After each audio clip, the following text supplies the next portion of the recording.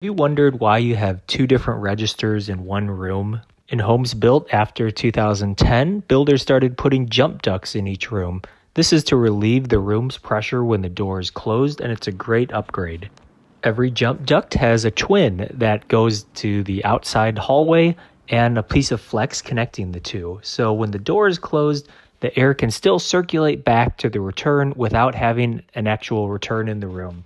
They're great for air circulation, and they make the AC and heater work less because there's no backup and buildup of air in the supply register once that door is closed. In the primary bedroom, you don't have to worry. Builders put active returns in each primary bedroom, so you don't have a need for a jump duct there. If your home was built before 2010, check out my other videos to see what you could do to fix a high room pressure.